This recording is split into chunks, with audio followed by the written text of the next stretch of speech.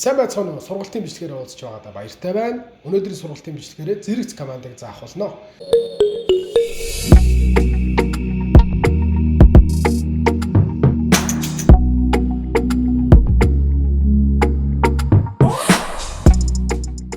Зэрэгц команд нь ямар нэгэн аюултай орчноор дайран өнгөрөх, нохоо чирэх, мөн зам гарах зэрэгт маш их хэрэг болдог команд юм аа. Алхам 1. Гараа дагуулах. Энэхүү сургалтын хамгийн ихний алхам бол гараа дагуулж сургах. Нохоо ч таны гарт амттан байгааг мэдэх ёстой ба гарыг дагсан тохиолдолд амттан авна гэсэн мэдгэдэггүйнийг суулгах ёстой.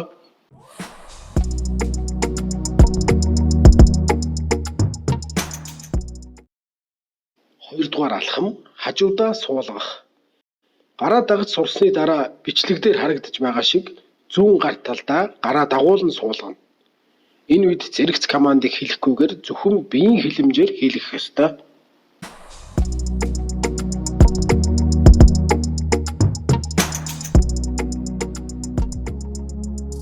Алхам 3. Хөдөлгөөнтэй хослуулах. Гараа дагуулan хажуудаа суулгах явцдаа зүүн хөлөө хойш нь гიშгэж зэрэгцэж ирэхтэн суулгана.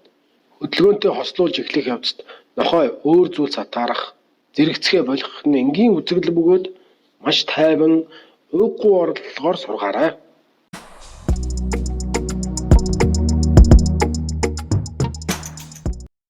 Дөрөвдүгээр алхам хөдөлгөөнөө нэмэх.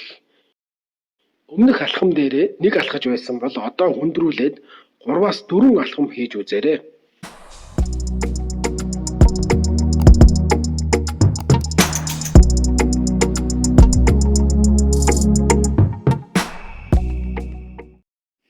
Алхам 5.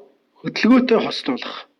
Зэрэгц командыг хөдөлгөөтэй хослуулах нь туйлын ач холбогдолтой ба хөдөлгөөн хийсэн үедээ хүчтэй угзрахгүй байхыг анхаараарай. Алхам 6. Урамшууллаа багасгах. Таны нохоо маш сайн зэрэгцэж яваад байвал аажмаар урамшууллын зайг холдуулах хэрэгтэй. Ингэснээр зөвхөн урамшуултаа үед л дасгалыг хийнэ гэсэн буруу сургалт суудаггүй.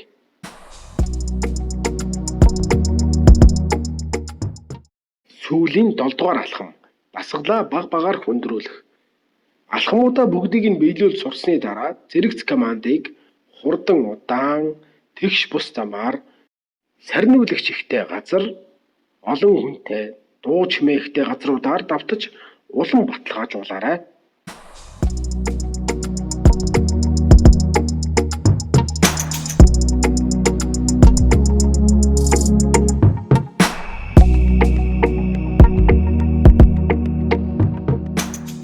Өнөөдрийн сургалтын бичлэг маань таалагдсан гэж найдаж байна.